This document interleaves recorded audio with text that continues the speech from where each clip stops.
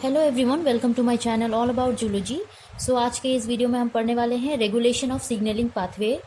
जो signalling pathway हमने पहले पढ़ा है जीपीसीआर के बारे में, सो उस केस में ही ये रेगुलेशन होता है और रिसेप्टर जो है अपने आप को रेगुलेट करते हैं। कैसे करते हैं वो हम इस वीडियो में देखने वाले हैं। जीपीसीआर एक रिसेप्टर होता है जो प्लाज्मा मेम्ब्रेन में प्रेजेंट होता है और लिगांड जो है सिग्नल मॉलिक्यूल्स जो है वो आके उसके साथ बाइंड करते हैं, जिससे क्या होता है कि फंक्शन स्टार्ट होता है। सो उस केस में क्या होता है, एक समय तक वो फंक्शन जो है एक्टिवेटेड मोड में रहता है। मतलब हमारे बॉडी में जितने अमाउंट में प्रोटीन चाहिए होता है, क्योंकि जो पाथवे है बेसिकली वो आगे जाके प्रोटीन को फॉर्म करता है जो हमारे बॉडी के लिए जो है यूजफुल होता है। सो उस केस में हमारे बॉडी को जितना अमाउंट में प्रोटीन चाहिए होता है उसी अमाउंट में क्या है कि एक पाथवे से वो प्रोटीन बनता है।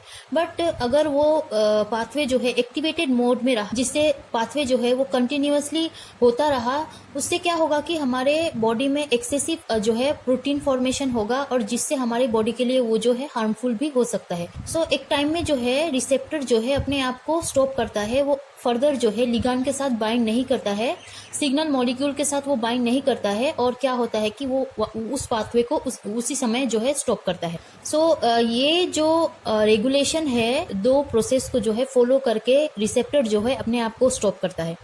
सो दो प्रोसेस है, डीसेंसिटाइजेशन और इंटरनलाइजेशन। बेसिकली रेगुलेशन जब हम पढ़ेंगे सिग्नलिंग पाथवे में, सो डीसेंसिटाइजेशन और इंटरनलाइजेशन के बारे में ही पढ़ना होता है। यहाँ पर जो है डीसेंसिटाइजेशन, जैसे कि मैंने कहा, ये एक टाइप का प्रोसेस होता है जिससे क्या होता है कि जो रिसेप्टर है जैसे कि जीपीसीआर है, उनका जो रेस्पॉन्स होगा वो कम करवा दिया जाएगा, जिससे वो फर्दर सिग्नल मॉलिक्यूल के साथ जो है बाइंड ना कर पाए। सो यहाँ पर जो जीपीसीआर, जैसे कि हम लोगों ने आगे के पाथवे में पढ़ा हुआ है, सो आप लोगों को पता होगा कि जीपीसीआर प्लाज्मा मेम्ब्रेन में प्रेजेंट है और उसके साथ अभी सिग्नल मॉलिक्यूल आके बाइंड करेगा जो है फंक्शन स्टार्ट करवाएगा। सो वो सिग्नल मॉलिक्यूल एगोनिस्ट मॉलिक्यूल होते हैं। अब एगोनिस्ट क्या है? एगोनिस्ट मॉलिक्यूल जो है वो एक टाइप का सिग्नल मॉलिक्यूल ही है जो क्या करता है, किसी भी पाथवे को जो है स्टार्ट करवाता है रिसेप्टर के साथ बाइंड करके। एगोनिस्ट जो है यहाँ पर बाइंड करेगा, सिग्नल मॉलिक्यूल जो है वो बाइंड करेगा। अब जीपीसीआर के पास प्राइमरिक अपना प्रोटीन होता है, हमें पता है अल्फा बीटा गामा। अल्फा के साथ जीडीपी बाइंड हुआ है, मतलब ये इनएक्टिव फॉर्म में है।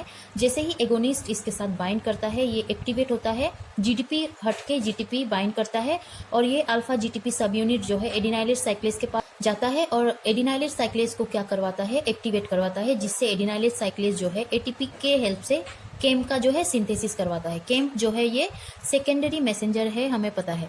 अब केम जो है पीके के पास जाएगा। ये पीके अभी इस टाइप में कॉम्प्लेक्स फॉर्म में है। जैसे ही ये केम रेगुलेटरी सब यूनिट के साथ जैसे ही बाइंड करता है, ये क्या होगा कि पीके डिसोसिएट होगा, इनका कैटालाइटिक साइड जो है अलग हो जाता है, इनके पास फॉस्फेट ग्रुप होता है। अब ये कैटालाइटिक साइट जो है पीके का, वो अपना फॉस्फेट ग्रुप को लेके न्यूक्लियस के अंदर जाता है, क्रेब और सीबीपी के साथ बाइंड करता है, जिससे ट्रांसक्रिप्शन होता है और ट्रांसक्रिप्शन के हेल्प से प्रोटीन बनता है, जो कि ये जीपीसीआर के हेल्प से बना है। जीपीसीआर प्रोटीन कह सकते हैं या जी protein couple receptor kinase protein कह सकते हैं। ये भी एक टाइप का काइनेस प्रोटीन है जो आगे जाके किसी और को ये क्या करवाएगा, फॉस्फोराइलेट करवाएगा। अब यहाँ तक तो हमें क्लियर हो गया था, हमने केम पाथवे में भी देखा है, बट हमारा कहना है कि यहाँ पर डीसेंसिटाइजेशन करवाना था। सो बेसिकली डीसेंसिटाइजेशन किस तरीके से होता है, जैसे प्रोटीन फॉर्म होता है, वो प्रोटीन कहाँ पर जाएगा, ये प्रोटीन जो है अपने रिसेप्टर के पास जाएगा। यहाँ पर रिसेप्टर जीपीसीआर को एज एन एग्जाम्पल दिया गया है। अलग अलग प्रोटीन के लिए जो बना हुआ है प्रोटीन, वो अलग अलग प्रोटीन के लिए जो है अलग अलग रिसेप्टर होते हैं। सो यहाँ पर वो प्रोटीन जो है इस जीपीसीआर के साथ बाइंड करता है, इनके साइटोजोलिक फेस में बाइंड करता है। अब ये प्रोटीन को जैसे कि जी प्रोटीन कपल रिसेप्टर काइनेस कहा गया है, तो जीआर के हम शॉर्ट फॉर्म में कह सकते हैं। इनके पास भी ये काइनेस एंजाइम है। सो इनके पास भी क्या होगा कि फॉस्फेट ग्रुप होता है। सो ये अपना फॉस्फेट ग्रुप लेके जीपीसीआर के साइटोजोलिक फेस में बाइंड करते हैं।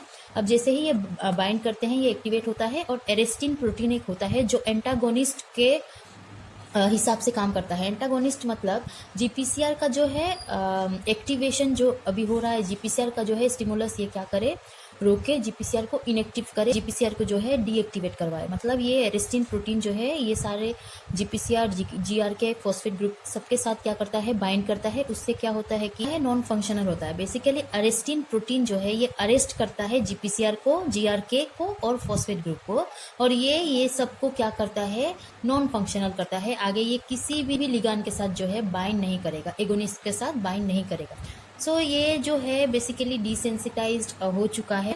आगे हम पढ़ेंगे इंटरनलाइजेशन के द्वारा क्या होगा कि इनको फिर से अटैच करवा दिया जाएगा प्लाज्मा मेम्ब्रेन में, नहीं तो इनको क्या करवा दिया जाएगा, डिस्ट्रॉय करवा दिया जाएगा। सो वो प्रोसेस कैसे होता है वो हम देखते हैं। बेसिकली इंटरनलाइजेशन जो है ये रिमूव करता है उस रिसेप्टर को सेल सरफेस से। ठीक है, हम जानते हैं रिसेप्टर सेल सरफेस में प्रेजेंट है, सेल मेम्ब्रेन में प्रेजेंट है।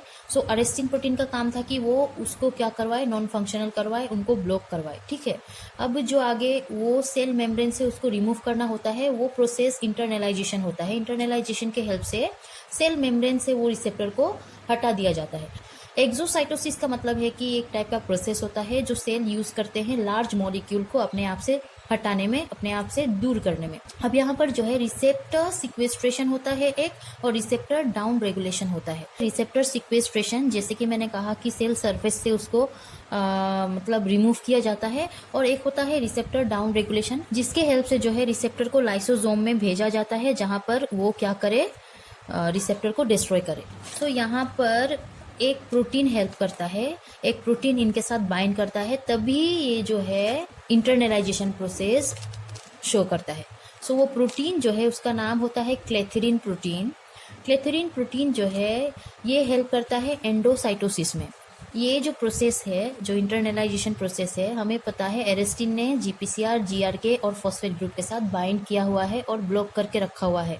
यहाँ पर क्लेथरीन प्रोटीन आएगा, इनके साथ बाइंड करता है, तभी एक सिग्नल मिलता है कि एंडोसाइटोसिस करवाया जाए, जिससे एंडोसाइटोसिस के हेल्प से जो है ये जीपीसीआर, जीआरके, फॉस्फेट ग्रुप, एरेस्टिन ये सारे को क्या करवाया जाए, उस मतलब एंडोसाइटोसिस के अंदर भेज दिया जाए। जैसे कि देखिए यहाँ पर प्लाज्मा मेम्ब्रेन में एक एंडोसाइटोसिस इवेजिनेशन एक हुआ है क्लेथरीन के हेल्प से। ठीक है, जब ये ऐसा बनता है तब जीपीसीआर ये सारे जो भी बाइंड हुए हैं वो इसके अंदर जाएंगे और ये एक टाइप का बेग स्ट्रक्चर बन जाएगा, बेग लाइक स्ट्रक्चर हो जाएगा, जिसके अंदर ये सारे मॉलिक्यूल्स जो है रिसेप्टर्स, प्रोटीन्स ये सारे प्रेजेंट है। ठीक है, और उस बेग को एंडोजोम कहा जाता है जो कि एंडोसाइटोसिस के हेल्प से बना हुआ है। और एंडोसाइटोसिस तभी ओकर होता है जब क्लेथरीन उसके साथ आके बाइंड करता है। अब बात यह है जो इंटरनलाइजेशन है वो 3 तरह से काम करता है, डिग्रेड करवाता है, रिसाइकलिंग करवाता है, एंडोसाइटोसिस करवाता है। एंडोसाइटोसिस किस तरीके से होता है हमने देखा है, क्लेथरीन प्रोटीन उसके साथ आके बाइंड करता है, और एंडोसाइटोसिस जो है इवेजिनेशन जो है प्लाज्मा मेम्ब्रेन में एक बनता है जिसके साथ जो है सारे रिसेप्टर प्रोटीन सारे उसके अंदर पहुंचते हैं। अब रिसाइकलिंग के हेल्प से क्या होगा कि अगेन रिसाइकल होगा, मतलब जीपीसीआर के साथ जो जीआरके, फॉस्फेट, एरेस्टिन, क्लेथरीन ये सारे जब बाइंड हुए थे वो एक एंडोजोम में प्रेजेंट थे।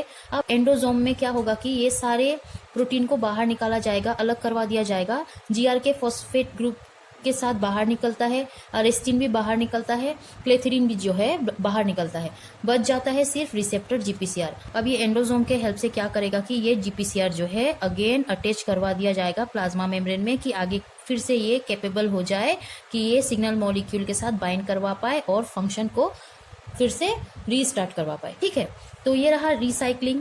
अब हो गया कि ये डिग्रेड भी करवा सकता है, डिस्ट्रॉय भी करवा सकता है। सो एंडोजोम में ये सारे प्रेजेंट थे, जीपीसीआर, जीआरके, फॉस्फेट, एरेस्टिन, क्लेथरीन, ये सारे जो है एंडोजोम के हेल्प से कहाँ पहुंचाया जाएगा, लाइसोजोम में। अब लाइसोजोम का काम ही है कि वो डिस्ट्रॉय करवाए। सो ये सारे को ये क्या करता है, डिस्ट्रॉय कर देता है।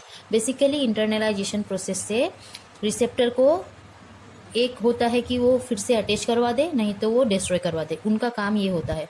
सो बेसिकली रिसेप्टर जो है पाथवे में इस तरीके से रेगुलेट करवाता है अपने आप को through desensitization and internalization. I hope आपको दोनों प्रोसेस जो है अच्छे से समझ आ गया होगा। अगर समझ आया हो और ये वीडियो अच्छा लगा हो तो इस वीडियो को लाइक करना मत भूलिएगा, मेरे चैनल को सब्सक्राइब करना प्लीज मत भूलिएगा। टिल दिन पढ़ते रहिए, take care and bye bye.